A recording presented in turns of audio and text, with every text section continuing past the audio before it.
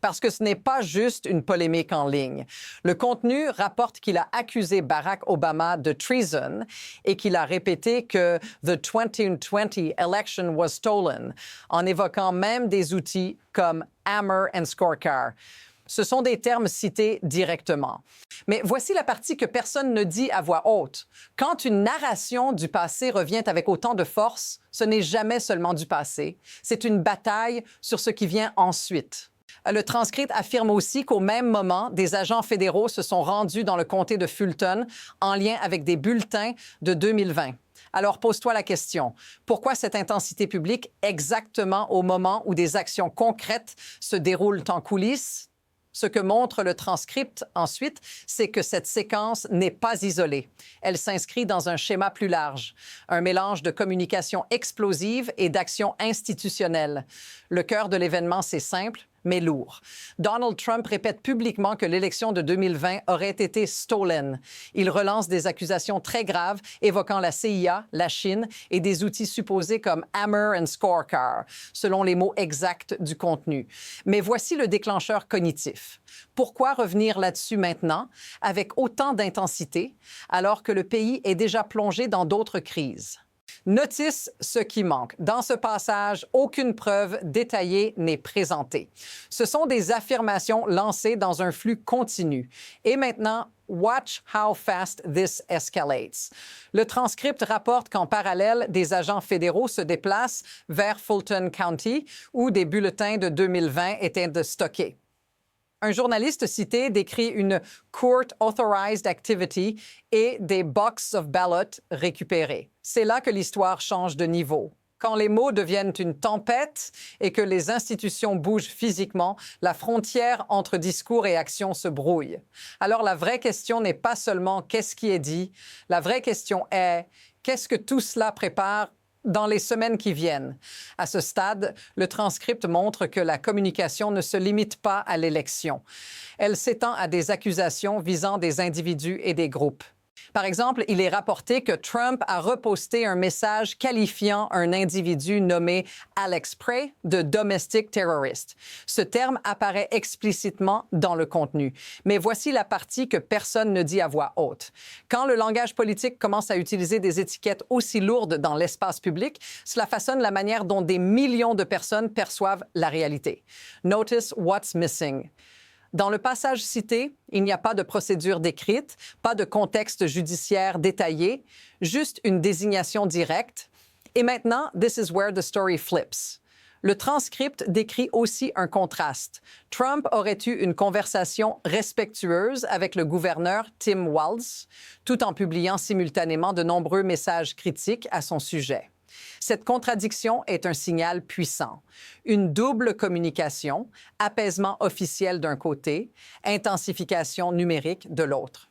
Puis, le récit ajoute une nouvelle couche.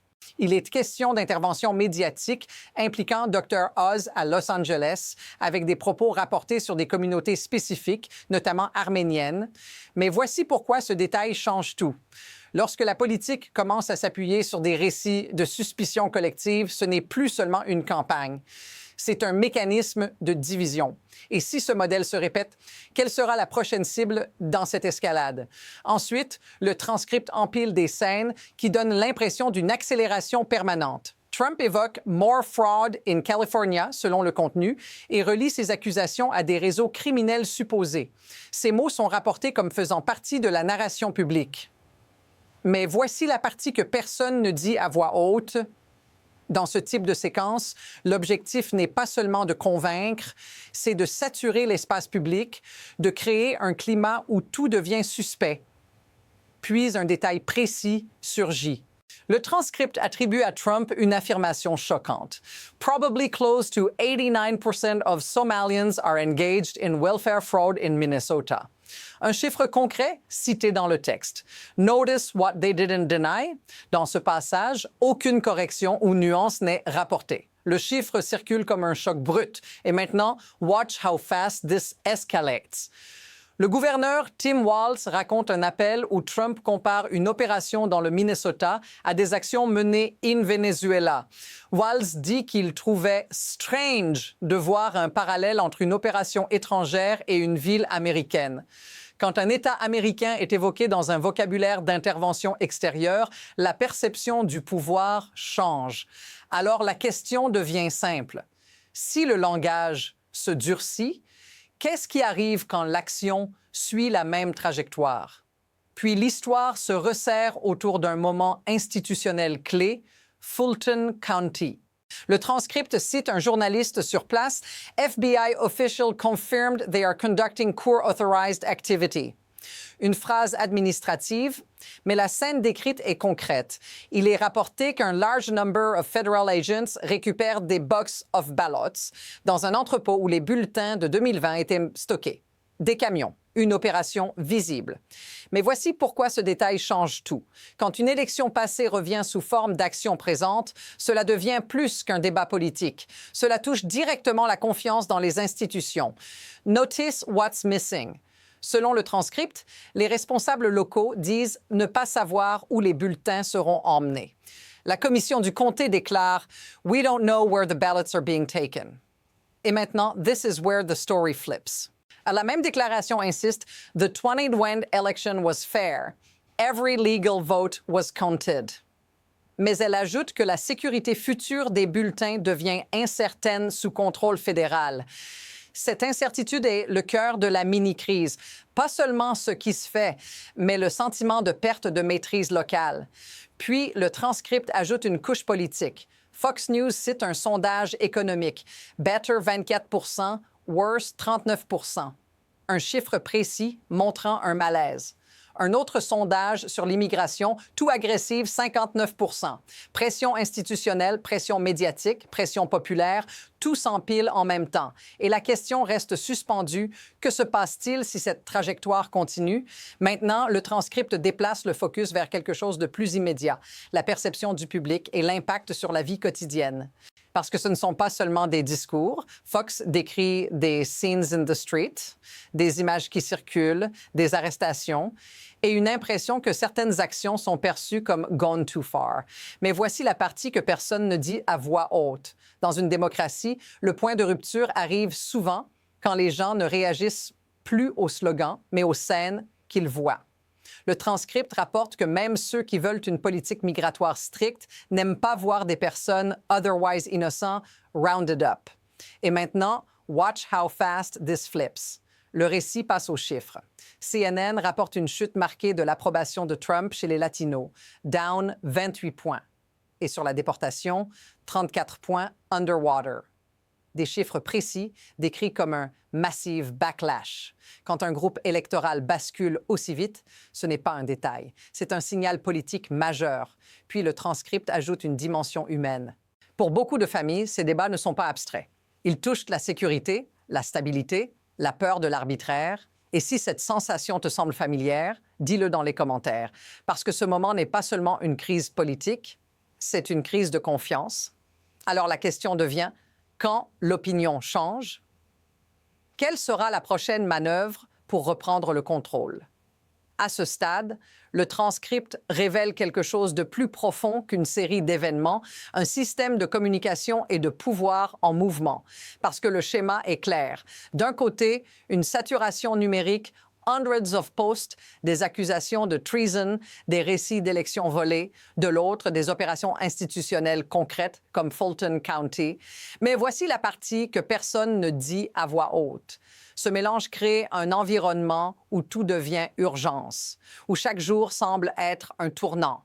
Et maintenant, this is where the story flips. Même des voix initialement favorables à Trump, selon le transcript, commencent à exprimer un malaise. Andrew Schultz affirme « 5% of the people they've deported are violent criminals ». Un chiffre précis cité comme critique. Quand la contestation vient de l'intérieur, cela signale une fissure plus large. Puis un détail symbolique apparaît. Le transcript souligne que Tulsi Gabbard, directrice du Renseignement national, est décrite comme personally present for a search warrant execution, une présence inhabituelle, selon un commentateur cité, Mais voici pourquoi ce détail change tout. Quand des figures du renseignement apparaissent dans des scènes hautement médiatisées, cela brouille les frontières entre spectacle politique et institution. Ce n'est pas seulement une bataille d'opinion, c'est une bataille sur le contrôle du récit, du rythme et de la peur. Alors la question devient, où est-ce que cette mécanique mène dans les prochaines semaines? Dans le futur proche, le transcript laisse entrevoir deux trajectoires possibles et aucune n'est stable. Première trajectoire, l'escalade continue. Trump répète que « The 2020 election was stolen ». Il alimente des accusations lourdes. Le récit décrit des opérations visibles comme Fulton County. Si ce rythme se maintient, chaque semaine peut devenir une nouvelle crise, chaque événement un nouveau test des limites institutionnelles. But here's the part nobody is saying out loud. Dans cette trajectoire, le chaos devient une atmosphère permanente, presque normalisée. Deuxième trajectoire, le contre-coup politique. Les chiffres cités sont clairs. Sur l'immigration, too agressive, 59 %. Chez les Latinos, une chute de 34 points underwater sur la déportation. Le transcript parle d'un massif backlash. Cela peut devenir un mur électoral, une limite que même la communication la plus intense ne peut pas franchir. Et maintenant, watch how fast this flips. Fox reconnaît que l'administration pourrait avoir atteint ses political limits. Ce n'est pas une opposition partisane, c'est une lecture de perception. Plus la pression augmente, plus la réaction peut grandir. Mais réduire la pression peut être vu comme une faiblesse. Alors on est dans un moment suspendu. Le prochain mouvement n'est pas encore visible, mais il est déjà en train de se former. Si tu regardes l'ensemble du transcript, une chose ressort. Ce n'est pas une seule controverse. C'est une dynamique, une spirale de messages, une spirale d'action, une spirale de réaction publique. Et voici l'insight central. Le pouvoir moderne ne se joue plus seulement dans les lois ou les urnes. Il se joue dans la capacité à contrôler le rythme, à saturer l'attention, à transformer chaque journée en crise. Hundreds of posts, des accusations de trahison, une opération à Fulton County avec des box of ballots, des sondages montrant 59 % too agressive. Tout cela est dans le contenu. Mais voici la partie que personne ne dit à voix haute. Ce n'est pas seulement ce qui est vrai ou faux qui compte dans ce type de moment. C'est la vitesse à laquelle la réalité semble se déplacer. Quand tout va trop vite, les gens ne réfléchissent plus. Ils réagissent. Et dans cet espace-là, celui qui impose le tempo impose le cadre. Alors la question finale n'est pas seulement « que fait Trump aujourd'hui ?» La question est « qu'est-ce que ce système est en train de rendre normal pour demain? » Parce que ce que le transcript décrit pourrait n'être qu'un chapitre. Et la prochaine couche est peut-être déjà en train de s'écrire. Si tu veux continuer à suivre cette histoire avec une analyse claire et structurée, abonne-toi. Parce que la suite ne se jouera pas dans le passé, elle se joue maintenant.